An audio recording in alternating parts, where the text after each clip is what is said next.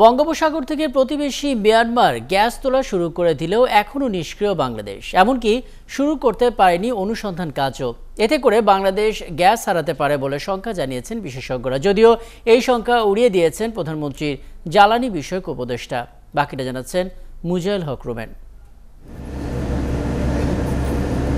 বাংলাদেশের সমুদ্র সীমা নিয়ে ভারত ও মিয়ানমারের সাথে বিরোধের কারণে বাংলাদেশ ৩৮ বছর তার সমুদ্র সম্পদ ভোগ করতে পারেনি।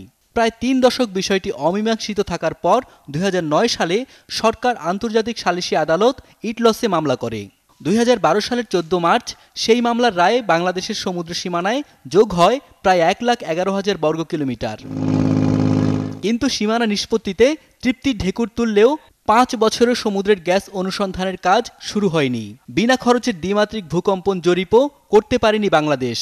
অপরদিকে বাংলাদেশ সীমানা সংলগ্ন রাখাইন বেসিন থেকে গ্যাস তুলছে মিয়ানমার। এতে বাংলাদেশ সীমানার গ্যাস মিয়ানমার তুলে নেয়ার আশঙ্কা জানান এই ভূতত্ত্ব বিশেষজ্ঞ।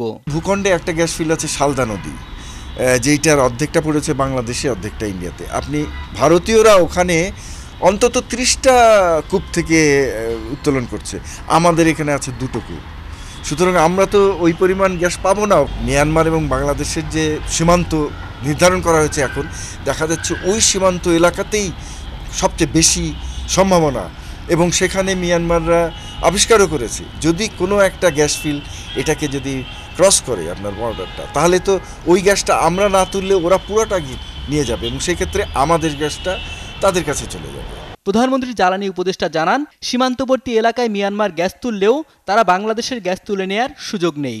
আন্তর্জাতিক পরিমণ্ডলে এটা কিছু প্র্যাকটিসও আছে যে একটা ফিল্ড যদি দুই দেশের মধ্যে যায়, এটাকে কিভাবে ভাগ করতে, ইউনিটাইজেশন বলে, সে ভাগ করে কিভাবে, আমাদের সমুদ্র সীমা তো আগে নির্ধারিত ছিল না, সেটাও হয়েছে। তো এগুলো আমরা মনে করি না কোনো বড় সমস্যা।